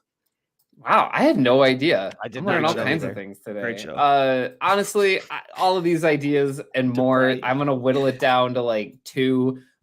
There was a game called Mario RPG for I think it was the Super Nintendo. It was. And it was it's weird. Like, don't get me It's wrong, but very I think they could take the ideas and make a good movie. And basically, Mario has to team up with a lot of the Mario characters to go defeat this sword thing that showed up. And I think it's Bowser's Castle or Peach's Castle. It takes over Bowser's Castle. I Yeah, think. and so like he teams up with Bowser to get rid of this thing, and I think that could be fun. And I think there's a lot of cool character interactions you could have there. And then my other idea is just we're building to Super Smash Brothers. I know that's in the pipe. I know they got to be thinking it, and everybody would love it. Like it would just be such a slam dunk for everybody involved, and everybody has played that game or heard of that game. I just feel like It'd be it's easy. easy money. Yeah, it'd be It's easy. easy. You just get a bunch of special guests with special voices, and you get your favorite characters in Oh my there. gosh. And Oh, you, yeah. you just do the damn thing, and then obviously that throws up your Nintendo Switch. Like, here's the other thing I think about with games like this. I mean, with movies like this, your games get a boost across the board. Oh, Now that's the Mario whole goes up, plan. Luigi goes up, they re-release some shit, whatever's on the Switch, whatever old systems they want to do. People are probably going to buy retro N64 so they can play some old school Marios at GameCube. Or they'll buy the emulator that's on the Switch. Or Yep. like Yep. there's so many, and people I mean- they plan for this, right? And the toys, obviously your toy market gets a boost from Mario yeah. has so much shit that you can just sell a toy from all Yes. these characters. I mean, like, shout out to y'all. I walked into GameStop when I went to Sioux Falls the last weekend before the TED Talk, and I walked in, and there was so much Mario shit. And then I go and I'm like, damn, I didn't know people like Mario like this. I didn't realize that it was like a thing like this. And then I get on TikTok, and there's people collecting all the Legos, and there's the Oh my Bowser. gosh. And now that there is a theme park that is Oh. now Yeah. built into Universal Hollywood, where you can go and Yep. walk around Mario World. It started in Japan first, then United States got their very own that opened in February. Yep. There is now a whole synergistic revenue stream that can happen with this, where there is a world that features the games, that features the movies, because capitalism comes best in threes. So that's the way in which that this works. My video game that I want is Yeah. I want a Luigi's Mansion movie. Honestly, and I- they they were kinda give us teasing that? it hard. Yeah. They were Teasing it, teasing and it he so hard in arrived- this movie, and I was like, "It's Yeah. half the movie Luigi's Mansion, it's Yeah. half the I- Super Mario," and they didn't do it. But it's It would fine. blend two of my favorite things. It would blend Charlie Day from It's Always Sunny in Philadelphia with a Ghostbusters movie, but make it Mario Brothers. Like, Yep. I am absolutely here for that 100%. And there's such a deep bench of like weird Oh, yeah. little creatures in Mario that Mhm. like you could Tons do of 3 weird little movies. dudes. You could do 3 movies of that super easy. Yeah. I mean, just like there's Who so much owns stuff this? in Mario. Is Who this owns Sony? It's No, this is- Nintendo. It's Nintendo and Nintendo, Universal. Universal. So Yeah. like Comcast, NBC, and Got it. Nintendo. It will go to Peacock. Oh, shit. I was And groans all around. just It on will go Peacock to the other Peacock. day. So Peacock will get a boost when this movie comes out. I watched Puss in Boots on Peacock, the Nah, newest but movie yeah. that this weekend. That movie was good as fuck too. The new one? Yeah, the new one. I gotta was watch dude. it. Not anticipating Cut that. me That was right here. that was really good. That was a good Fuck your movie. brain. Yeah. Oh, I have to say, if we're doing video game movies, I have to say Star Fox. Like that, I'm a Oh, Star Fighter easy. guy. Easy Like, money. I have Yeah, to easy say money. that. There Easy. was an R-wing on top of Mario's TV, and I was like, well, yeah, I see you. I see what you're doing here. Obviously, it was probably nothing, but I noticed it, Nintendo. I That's noticed fine. it. I don't Yeah. know. Crazy Taxi, maybe. Give me all the Sega games. Oh my That's gosh. the Sega universe. Yeah, give me the Sega Those would universe. go to Paramount all the Sega games. because that's where Sonic went. And Sonic is that's right. They're gonna Oh, fuck you. They're like there that is makes sense. there is a cabal of video game movie conglomerates that meet in a basement underneath the Rocky Mountains that are like, fuck, how do we all eat, y'all? Like you have They already this, you divvied have up all the this, you video have game this. properties. The good thing is they've made enough video game movies to know the Yeah. formula, right? You They get know what you doesn't get a work. popular voice. You either determine if it's going to be real world live action like Sonic, or is it all fully animated like Mario was, which I thought was interesting Yeah. that they didn't go real world. But I'm damn sure they Oh my looked at the gosh. 1993 version and was like, hell no, like we're not doing Yeah. that. Yeah. So you just make the decision and then you go from there. But you got to pick a character that at least a lot of people are familiar with, or can be added to a character that is well known. Yep. Right. Agreed. Yeah. But Right. I do have one last thing with this movie before we move on. Mhm. It felt like this is my only critique of the movie. It was a great time. My only critique of the movie was was the short. licensed music choices. Like it really felt like yeah. in the edit bay, they were like, all right, we have to use these licenses. We have to use these songs. Otherwise we'll lose money. I don't know. Maybe they got like a 2-for-1 pack. I don't understand it, but like, man, like they were all the songs that like I almost expected, and some of them didn't fit. And I talked about this in the chat a little bit, but when they enter the Donkey Kong Kingdom and they play Take on Me, I was like, okay, you're like in a fast car, but like it's Take on Me, and so it's like I'm in wonder and like I'm trying to take it all in, but it's moving so fast. Shocked it wasn't like Wild Side by Motley Crue. Welcome to the Jungle, Guns N' Roses, like anything. I mean, who knows? Darude Sandstorm, why not? Like, I was so surprised that some of the selections that were chosen. That's all. I do. You know what it feels like, Brian? It feels like they had the studio said, you have $100 million to spend, and they were at $90 million, and they're like, we need to get $10 million more because we got budget to burn. So, hey, guy who does the music, you had a whole thing for when he gets to Donkey Kong World. Well, yeah, man, been working on it for weeks. Well, fuck you and fuck that song. Fuck like, you and fuck that song. Give me your 80s. Give me your 80s bar mitzvah playlist. He's like, but we'd have to pay for it. We got the money. That is what it was. It was the 80s bar mitzvah playlist. Yeah. Mario featuring the 80s bar mitzvah playlist. Yeah. And they were like, we'll get Spotify to do a whole thing. Yeah, the AI DJ will handle it. Oh my gosh. Take on Me Thunder. Oh, Beastie Boys. Yeah. That's it. That's it. That's what it was. That's exactly what a Seth Rogen request, probably. Like, if I like not even being funny, I do feel like that there is the music that was for you mentioned at the beginning, the millennials with money to spend. I do think that the music was supposed to be for us, although the movie was more of a kid movie. Yes, it absolutely leaned more towards children, like a children's movie introduction to Mario. The music felt like it was for us. Like, we know who bought the ticket. This one's for you. Exactly. That is a perfect way to say it. If my son says "Mamma Mia" again, I might misread. Mamma Mia. Oh man, on the way home. He's been saying it since Saturday when he saw it. Okay. We just did Mario voices the whole way home. It was great. That's the best part. Me, Mario. Let's go. We all could do better. But Chris Pratt did just fine. Fuck you. Anybody else? Any other thoughts on this? Nah, it was a good movie. I do have another. Are we transitioning? I do want to give I just want to say I hope y'all liked it, because we're gonna get like a dozen more here in like the next 5 years. Yeah, it's coming. Yeah. Don't say you like it too much, because then you're gonna be pissed and be like, "We're sick of this." Oh man, the redemption of the MCU haters is gonna come after this. Like, it's gonna get so weird. They're like, guys, remember MCU when we had superheroes and not video games? Anyway. Remember when movies were simpler? Yep. There was an interconnect. Yeah. Anyway, we can keep going, but I won't. I would like us to transition. So, what, Marcus? Go ahead. Here's the thing.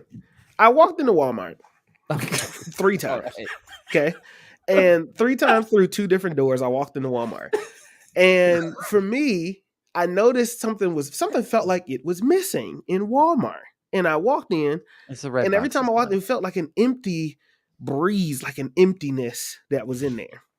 Calling, if you will. The last, Instead of calling, a longing, if you will. Yeah. Like, Because something usually I wasn't don't quite stay too there. long in Walmart because either I spend too much money at Walmart or I get followed around because I'm black. But like either way, so that's in any Walmart, not just like a Vermilion Walmart. Oh That's in any man. Walmart. And my favorite thing is when my mom would get followed and she would be like, "I have money. You want me to pull out my bag? You don't think I got no money? I get paid. I got money. Blah, blah, blah, blah. Love You you, want to see Mom. my account?" Honestly, yeah. Yeah. Why? I So, like. y'all I better get- stop yeah. following me in this store. I got money. Blah blah blah blah. But she would go off, and then they stop following her, and I'm like, damn, I want to be like that woman when I grow up. So I walked out Love you. again, and I finally realized what was missing from Walmart and Hy-Vee, and it's the red box. The red boxes are gone. That's been gone for weeks, man. Has it? it? Oh yeah, they Did y'all notice that? Like, is it gone in the other Walmarts too? I still have one in my Jewel Osco, like our Jewel. okay. That's a local. Yeah. I don't know if it's local, but our grocery chain. We here don't in have them, Brian. Chicago. Oh damn. Yeah, That we was got it. one. But that's That was. it. I mean, it's gone. It's weird to see the end of the red box. I but noticed then it again, I would be immediately. like, I was like, oh, that's just not there anymore. I couldn't tell you what mean- day because I thought maybe they were replacing the box, like updating them. So 2 weeks in a row, when I went to the grocery store, I was like, oh no, those are just gone. when Hy-Vee's was gone because all they had next to the red box at Hy-Vee was vacuums, and I was like, this seems like the closet of Hy-Vee, and it's a sad space to be in. Yes, But Well- who's going to the shit? Like, I get it. yeah, I mean, everything is so easy to stream. Well, I shouldn't Mhm. say that, but like everything is so kitted out to stream now that Mhm. like it's an afterthought. Even though it's probably cheaper, like $1 a day is Probably. at least the last time I did it, which was like years ago. But yeah. I mean, I think they remember boosted passing it a it. bit. I think they boosted it a Um, little bit.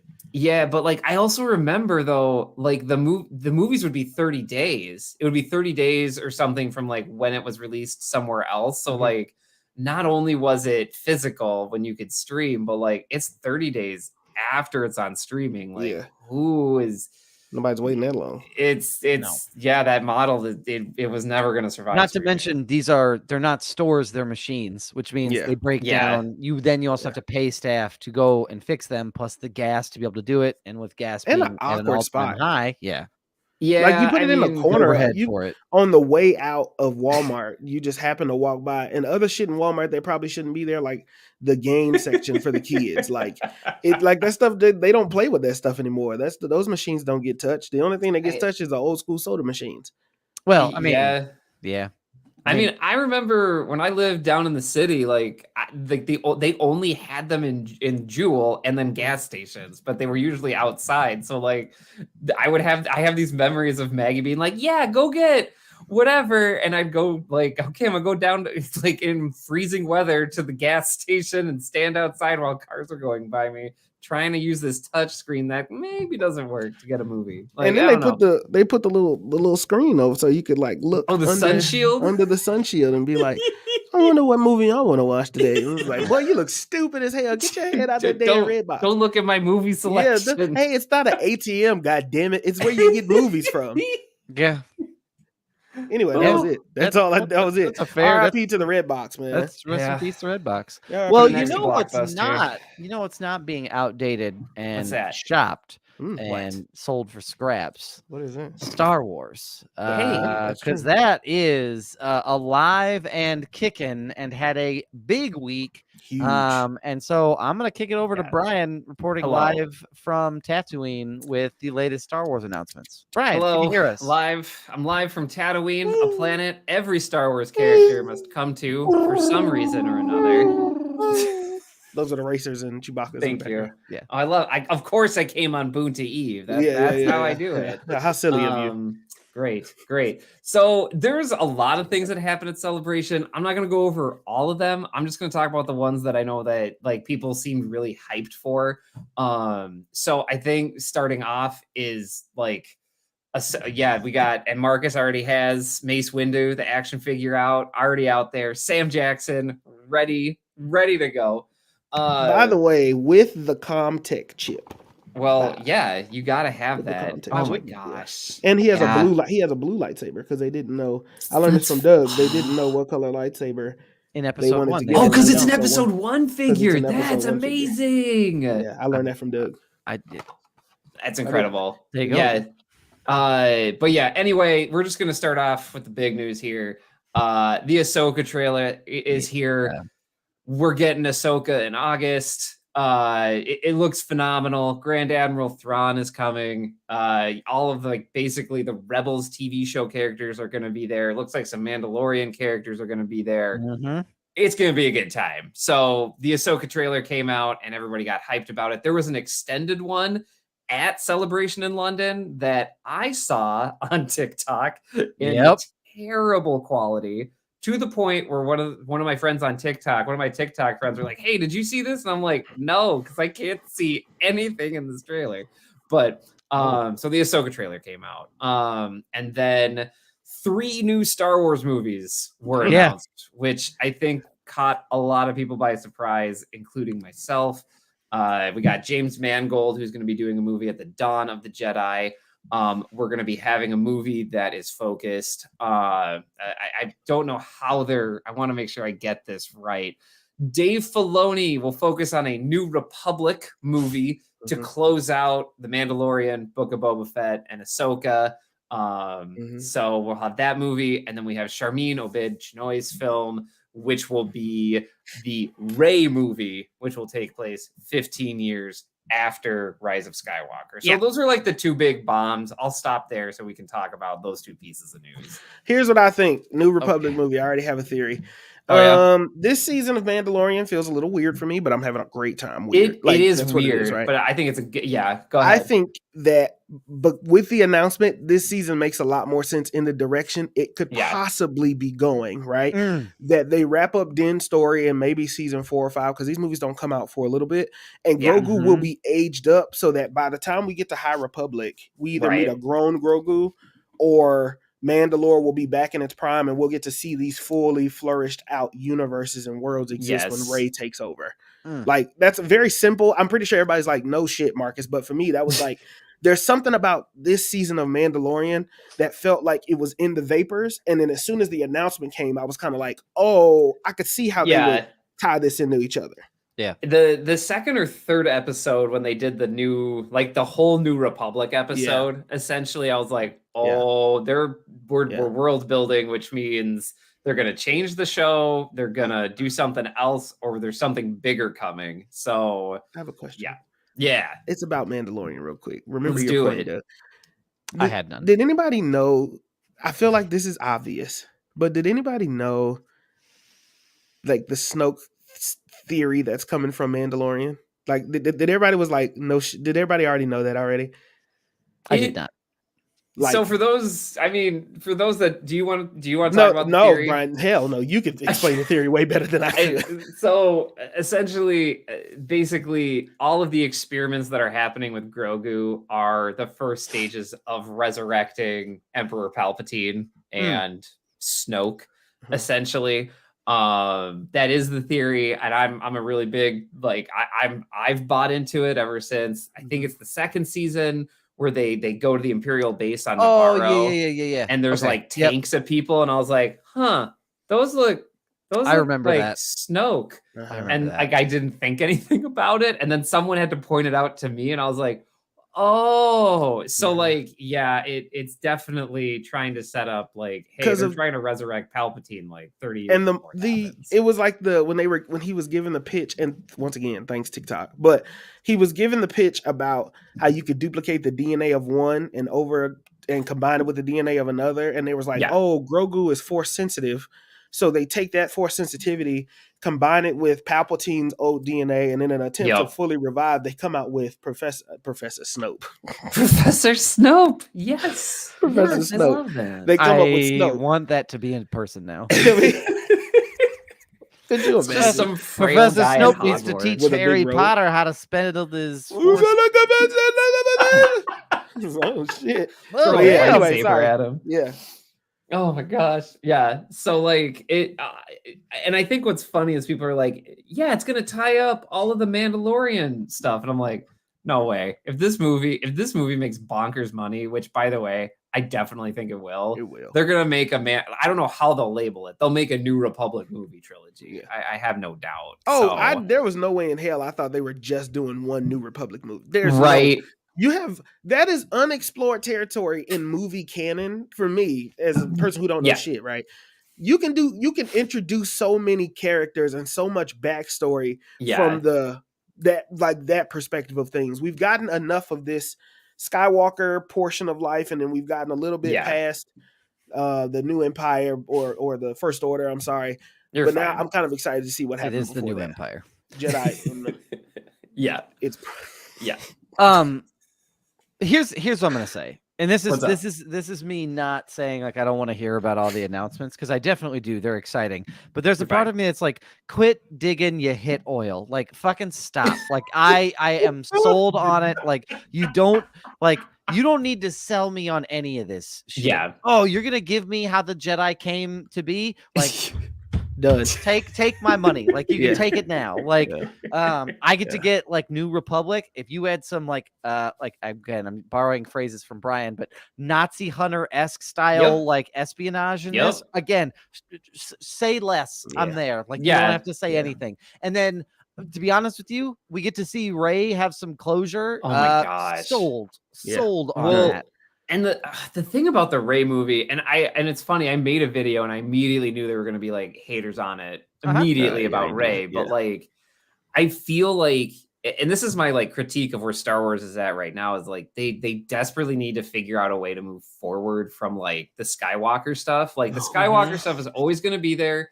It's always going to be good. It's always going to be a touchstone. But like Star Wars needs to find a way to move on from that. And I feel like going 15 years beyond the last like canonical movie that they released and putting it with Rey and just being like, she's trying to figure it out. I think that's the way to do it. I really hope they figure it out and they find a good balance and they don't have any baggage with it, because that's what Star Wars desperately needs right now. Because it is fun being in Mandalorian and seeing these other pockets of the universe. Don't get me wrong. I love it. I hype it up, but there's other spaces you can go here, and you can keep going back to the Mandalorian. Well, but at some point, like we all know how that ends. So I just what the fuck. So I agree with you, Brian. And one thing that I hope that they do move past is the Rey Skywalker bit. I hope that they find a way to. Hey, I know I said that my last name was going to be Skywalker, but I decided I wanted to let that legacy die and build my own in these 15 years. And my name is just Rey. My friends call me Rey. Yeah. Ray Charles. I played the piano in space. And I respect like the decision they made there, but like Rise of Skywalker was so rushed from top to bottom that it's just like, man, I hope the character of Rey can have some peace and she's not weighed down by any Palpatines or Skywalkers. To be honest with you, this is, you know what I want more than anything? I want Star Wars fans to figure out what the fuck they want. Oh, that too, yeah. Because not to take this podcast to a different space. No, you need to. We are generally excited about it. And here's what I'm going to say. This comes from a conversation that I had with my brother, and I am very excited Sam and I are texting about Star Wars. Never thought long ago that he and I would be texting about Star Wars at age 31 and 36, respectively. I love it. But he was like, I hate The Mandalorian. Like, I hate the route it's going. He's like, I don't think the writers know what they're doing. This feels very poppy. This feels very like, what did they want me to do with Jack Black and Lizzo in there? Did they want me to enjoy that? Feels like it's really cheap and it's kind of reductive. And it feels a lot of like, there are some Star Wars fans that are like, this stuff is serious. It needs to be taken seriously. And there's a part of it that's like, dude, they're space wizards that fight with light swords. Like they're like, what part of this? And so I think that's true. So I think that there is some like, and don't get me wrong, like I'm not trying to be, I'm making a funny point, but I understand what he's saying, which is like, you know, the Bad Batch his point was, I feel like the Bad Batch has a lot of heart and it has a lot of stuff to it. And then you sort of juxtapose that with what we're seeing in the most recent episode of The Mandalorian, spoiler alert, like is that there are some cameos in that are sort of like, wait a minute, why are they there? And especially when we've had a couple of side questy-esque episodes, there are folks who are saying like, why does one have it here? So, but when I pressed of like, what is it though? I think a lot of Star Wars fans need to figure out present company excluded. I think there are a lot of Star Wars fans that need to figure out what are we doing, because I'm noticing that what Marvel was right around phase 2, when people were saying like these are comic books, they're destroying the source material, this isn't accurate, they're taking liberties, and people were really mad about it. And those are still the folks who are very vocal about, everything that has happened since then. Star Wars is at that inflection point where a lot of much of its super gatekeepy-esque fan base is sort of saying like, no, we demand, dressed in full robe, holding a plastic sword that they bought from Disney, saying this is serious, we demand to be taken seriously. And there's a part of it that's like, okay, hold on. But hold on.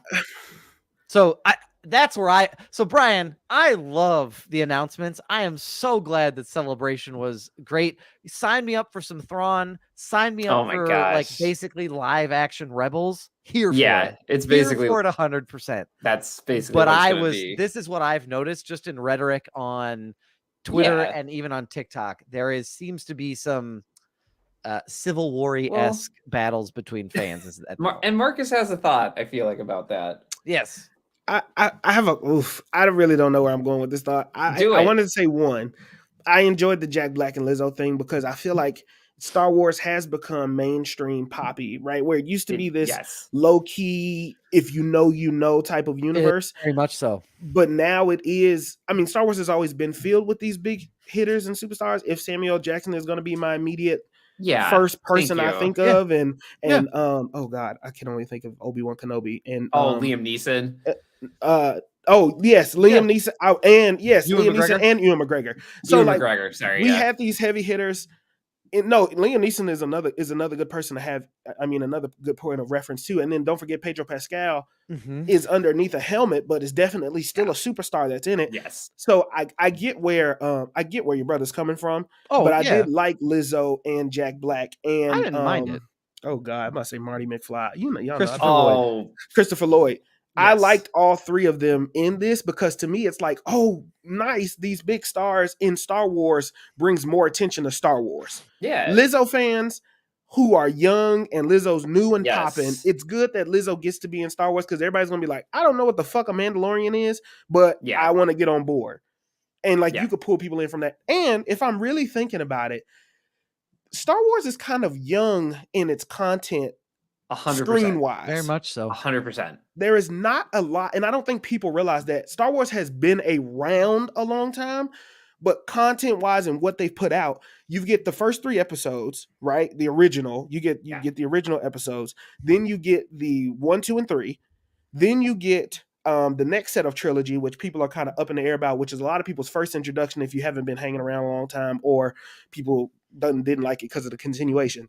Then you start getting these series, Star Wars, the Clone Wars, that was already there and existing.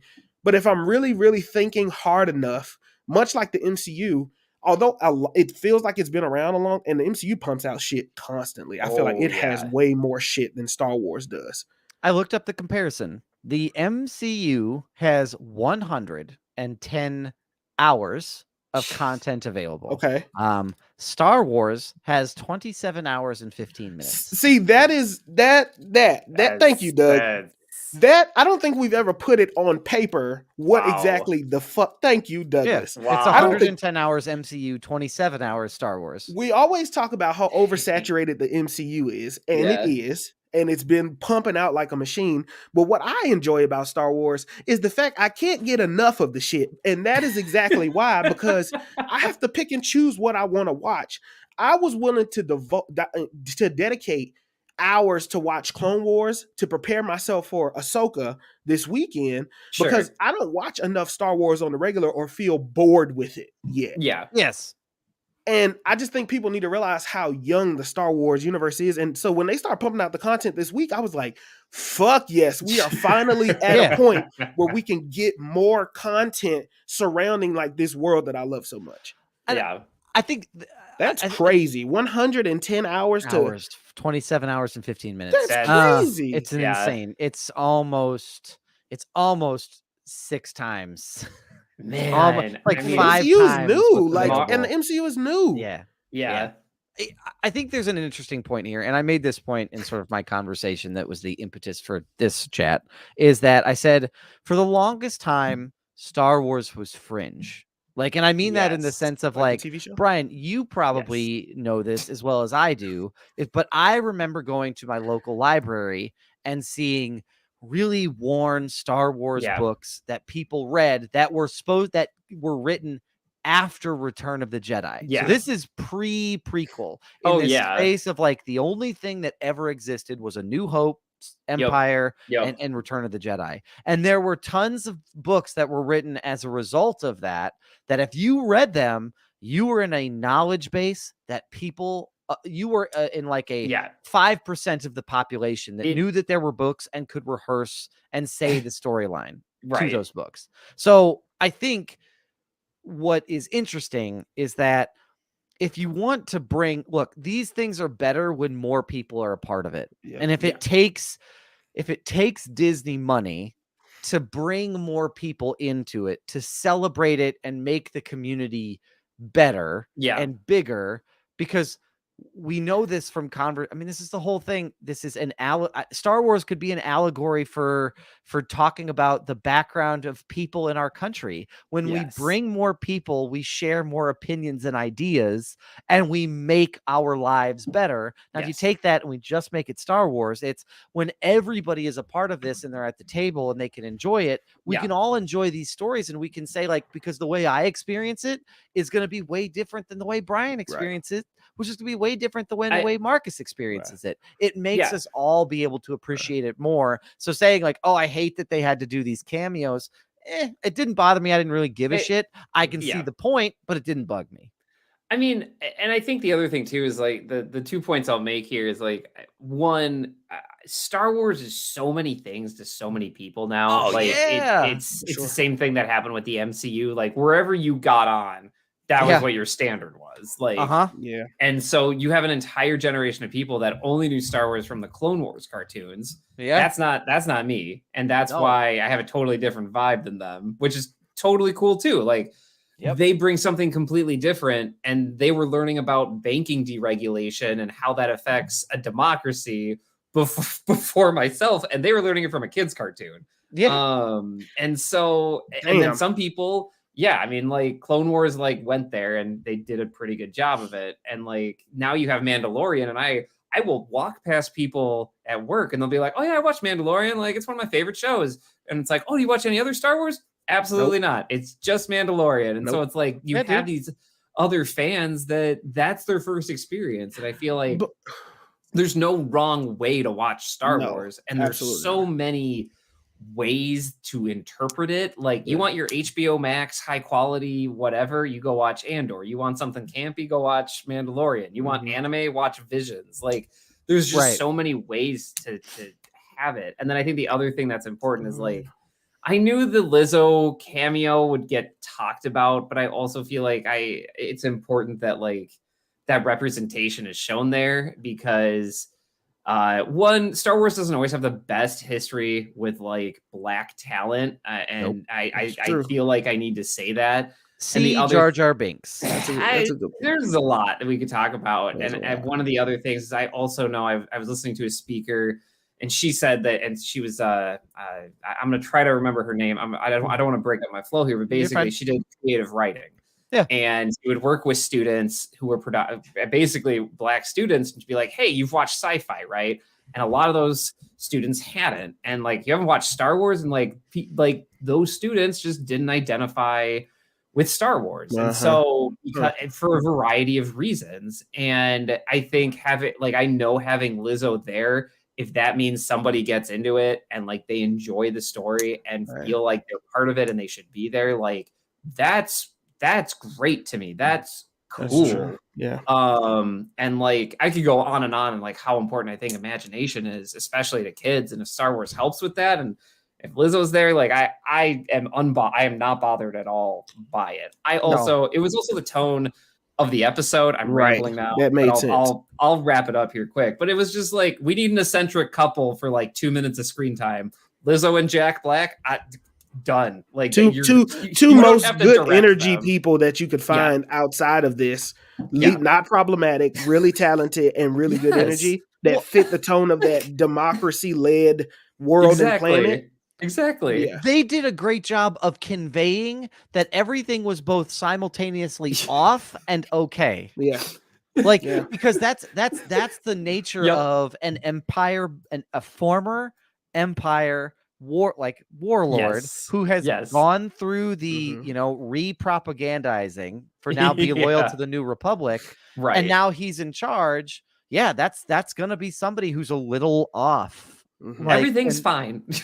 That is because you don't want it to go way left and you don't want it to go way right. You just want it to, you know so, what I mean? Like, so they did the job that they needed to. I want to boost that representation point because that is absolutely correct. And I didn't think about that fully, wholeheartedly like that. I was thinking more fans of Lizzo and Jack Black would be bought in, but the fans of Lizzo are a portion of that are Black people, right? And a lot of Black people may not know the difference of why am I watching Star Wars? I don't really know, but I like Lizzo and I want to watch it. And I do the same thing with fucking Mace Windu back here. Everything I want to see in Star Wars revolves around fucking Mace Windu having his moment in the sun. Yeah. And that is really a bulk of that is because when I watched when I watched episodes 1, 2, and 3, there was one Black Jedi and it was Mace Windu. So that is the part that I relate with the most. And I think it's a really good point to that I'm really happy that you brought that up, Brian. That's really important. And also can we put it in perspective, like for just a moment, like representation 1,000% needs to be there.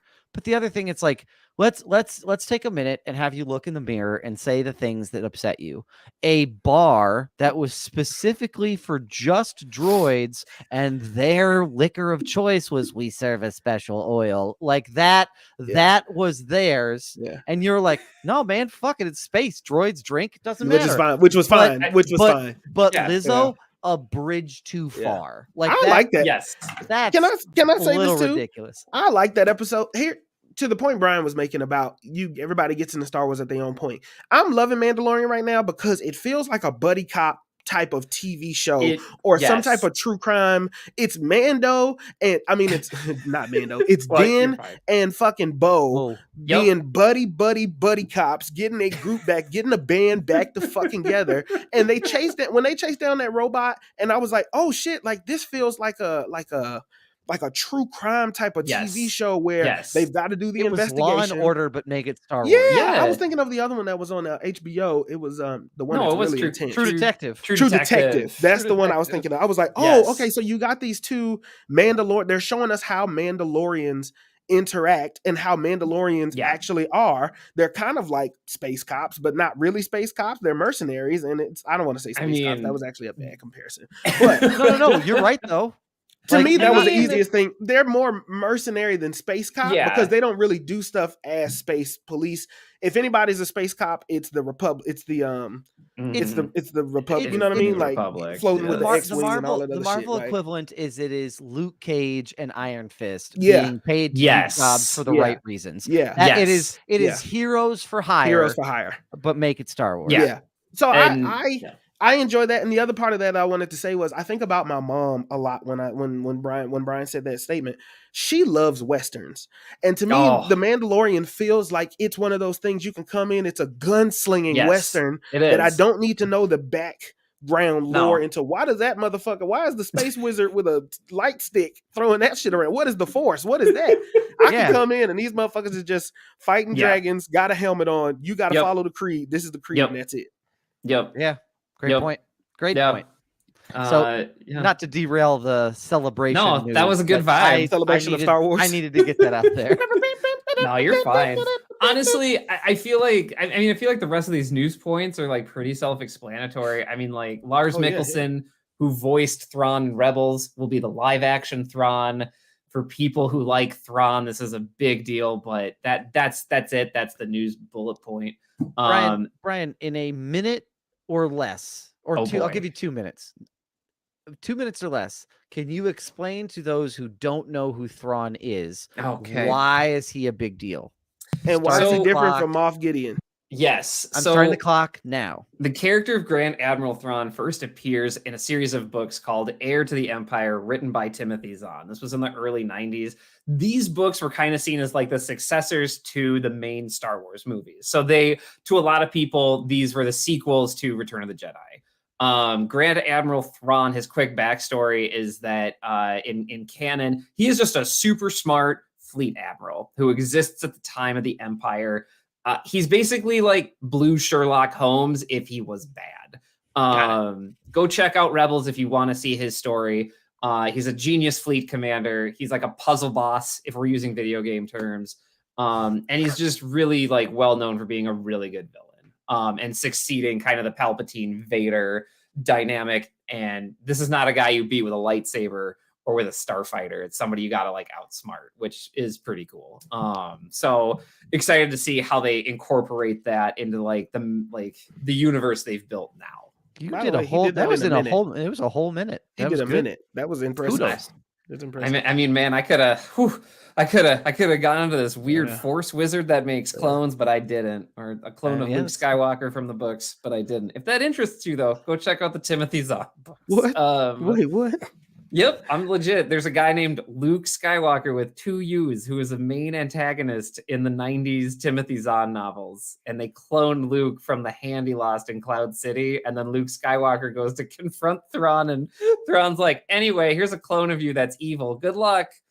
So that's fun. Shit. Yep. That's a crazy story. Oh man. Well, and like Luke's like, you're going down, Thrawn. And he's like, that's nice. Goodbye. Like he's such a good. He's fun. That's from the Legends novels. And Thrawn and Vader were cool too, right? Like they were close. I've seen that in some comic or something I was reading on TikTok. Their dynamic is very. It's a good one to look at. Like it's a fun one to read. There's a whole book so Timothy Zahn did a second trilogy. For Thrawn. He's done 3 of them now. It's wild. But the second book in the second trilogy, I can't remember what it's called, but it's basically a Vader Thrawn dynamic story, and they interact a lot. And, if we are moving away from Skywalker, I know we said that earlier, right? Yeah. Would you want to see that Vader Thrawn interaction on the live screen like we kind of saw in Obi-Wan in the same capacity?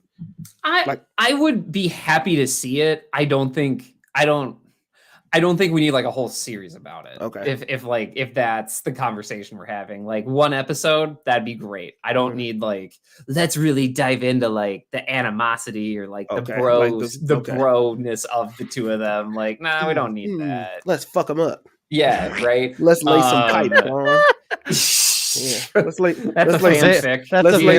very different movie. Let's lay some saber pipe. Saber pipe. I don't even know what to say. Return of the Jedi is coming back to theaters.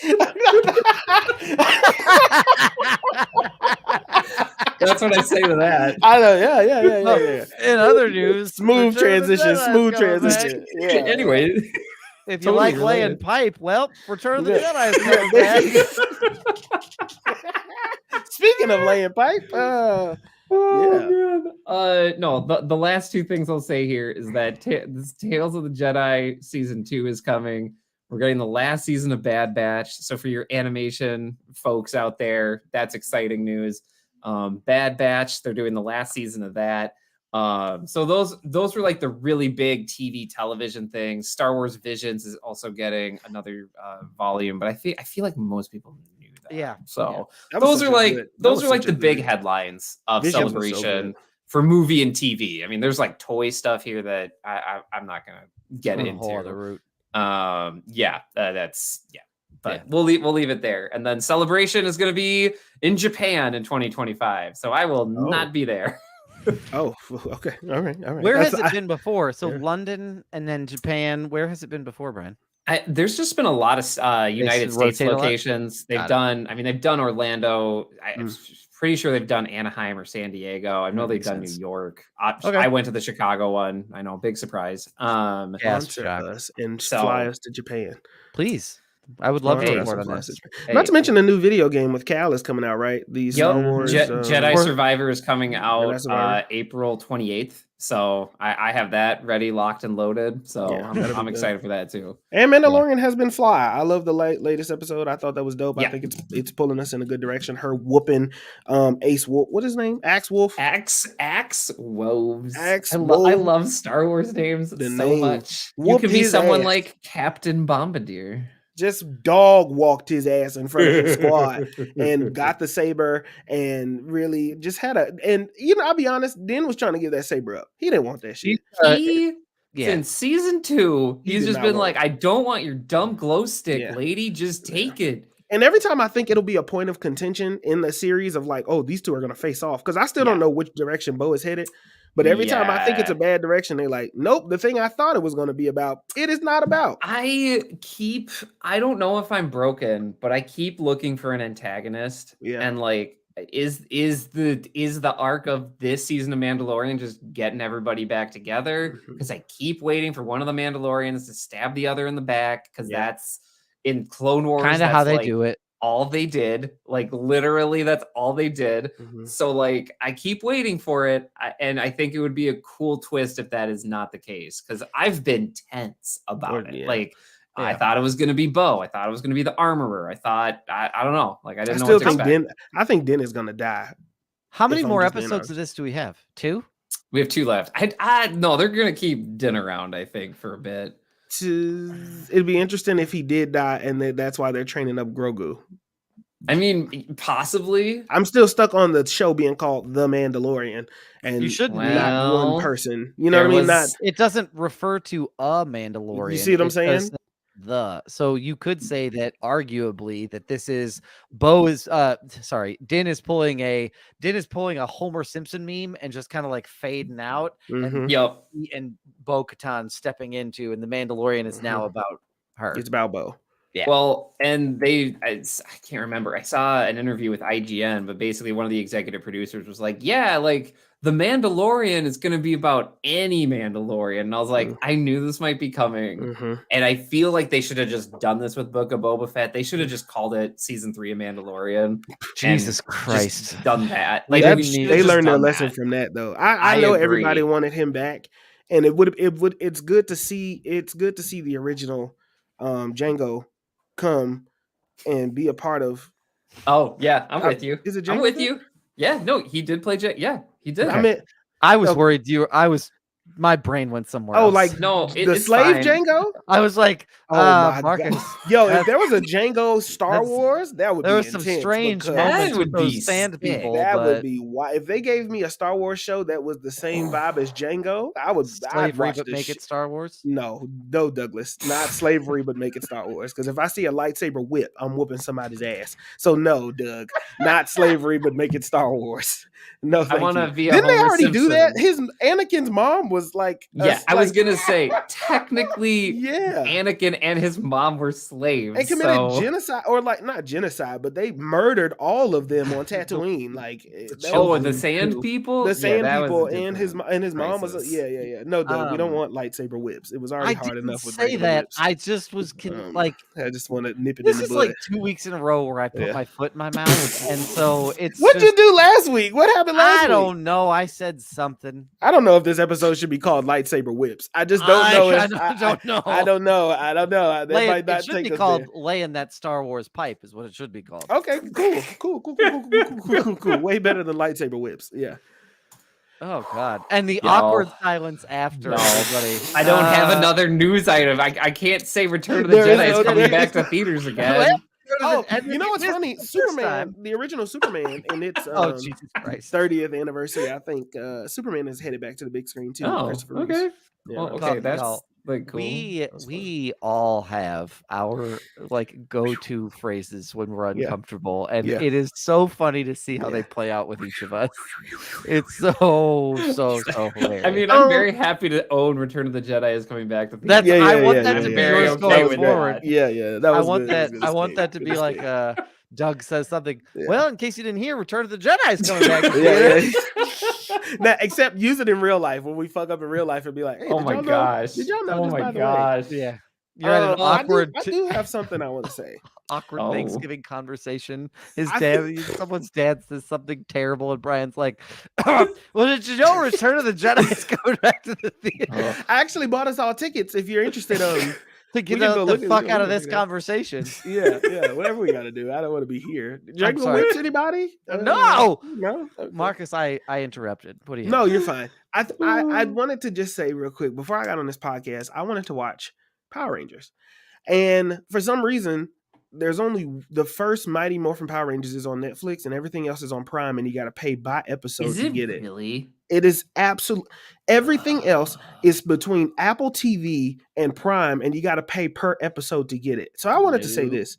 Disney, can you please just Wow. buy back Power Rangers so everything is in a central location, just for the sake of convenience? I know Hasbro is going to probably try to sell it to you for an arm and a leg, but just buy the company so we can get back to some good Power Rangers. It doesn't make any sense that everything, even with Shrek the Third was on Amazon Prime. I had to pay for that, but 1, 2, 4.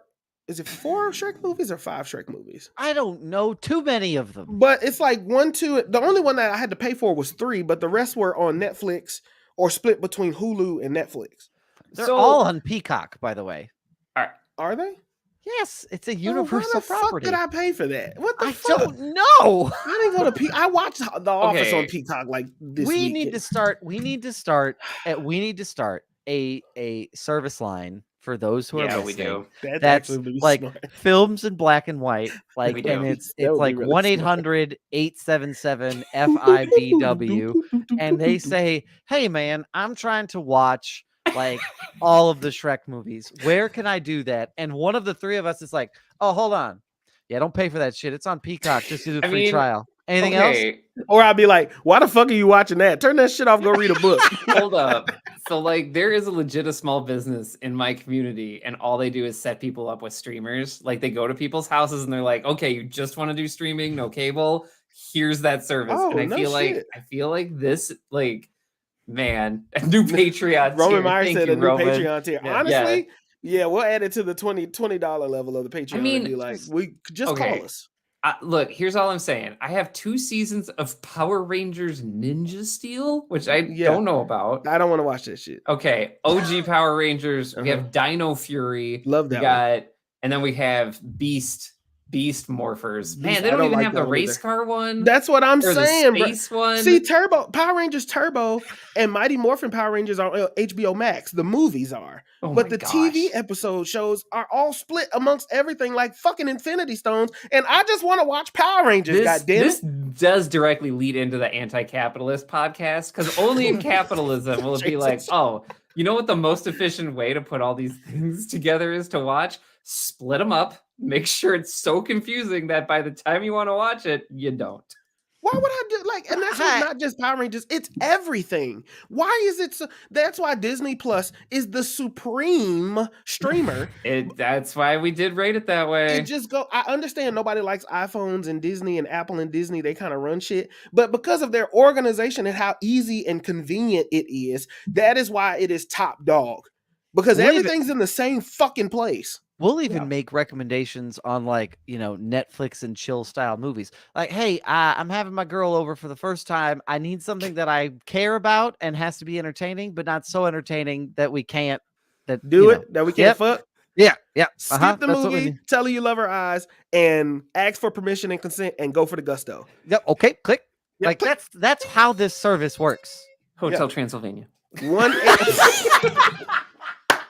It's a nice animated feature with Adam Sandler and Selena Gomez, and you can pay attention to it enough, but like not enough that you're gonna like lose the moment. Okay?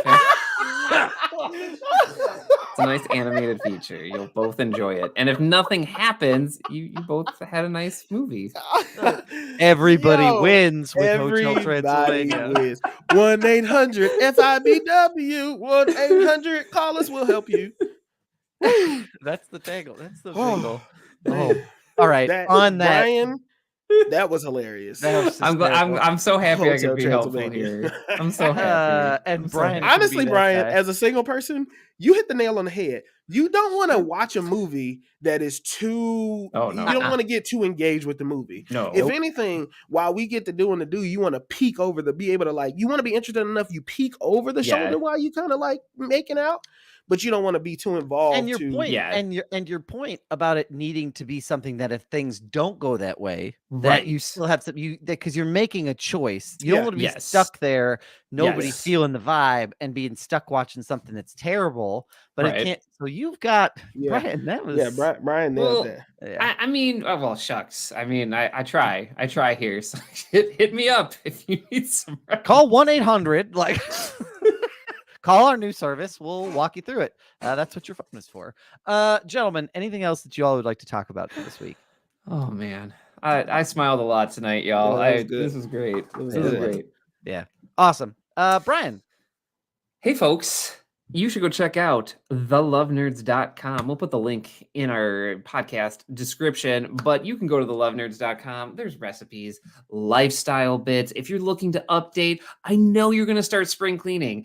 I was doing spring cleaning because stuff happened with my house and I had to get it out. So that's a great place to go if you're doing some spring cleaning. You need some tips or organization or storage tips. Thelovenerds.com. Absolutely. Marcus, what do you have to plug?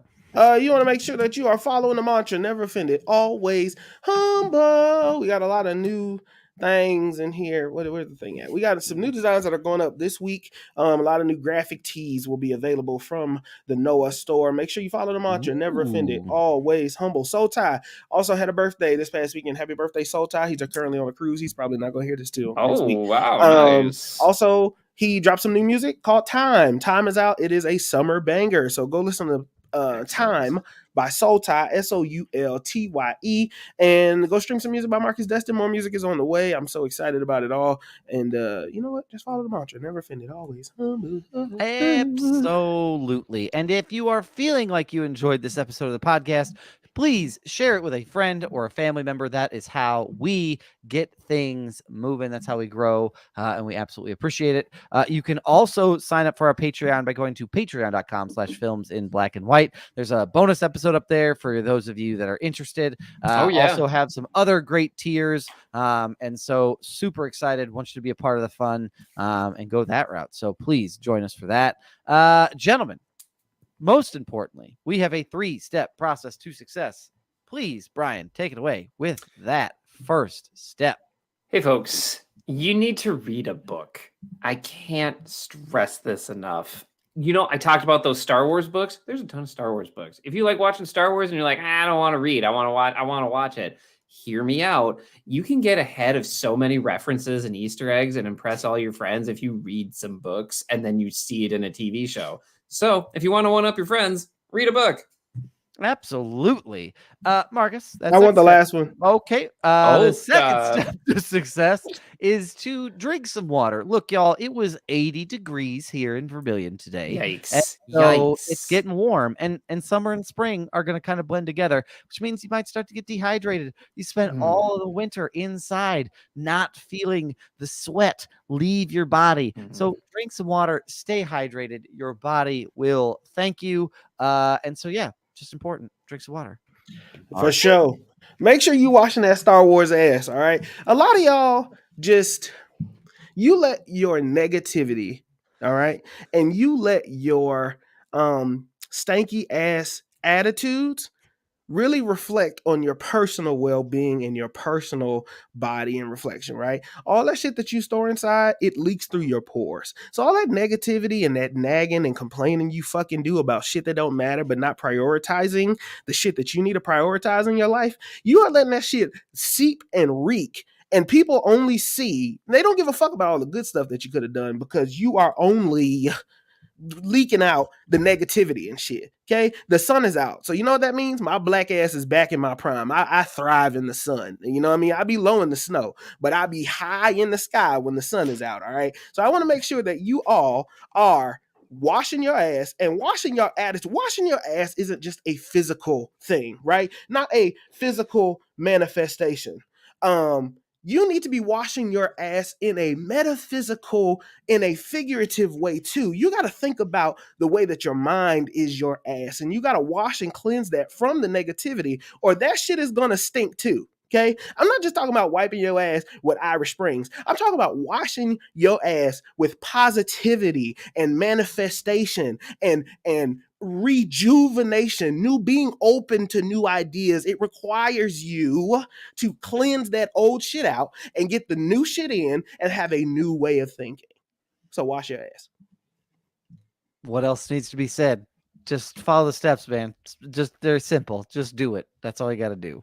Thank you for joining us for this week's episode of Films in Black and White. We will be back next week with a fantastic episode. But in the meantime and in the between time, stay safe, stay healthy. We love Should y'all. I play this thing again? We appreciate y'all. We'll catch y'all next week. It's either that or I'm sorry, Chris Pratt. Like, Look it's at one of those. Oh, please, please don't. Yeah, that's right, R2. I just set a new course.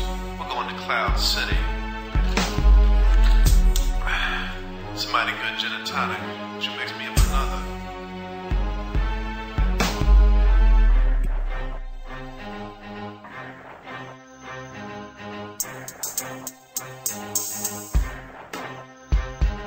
Impressive, now release your anger. You must have sensed that your friends are in danger. Oh, I just slice off my hand. It's imperative that you understand, or be one but never bother. Tell me you about your father. He told me enough. He told me you killed him. Then there's something I must reveal. Then I'm your father. I'm your father. I'm your father. I'm your father. I'm your father. I'm your father. I'm your father. I'm your father. Knock him out the box, slow. Knock him out. Knock him out the box, slow. Knock him out. Knock him out the box, slow. Knock him out. Knock him out the box, slow. Knock him out. Knock him out the box, slow. I have to cut that when I You have to cut it? now.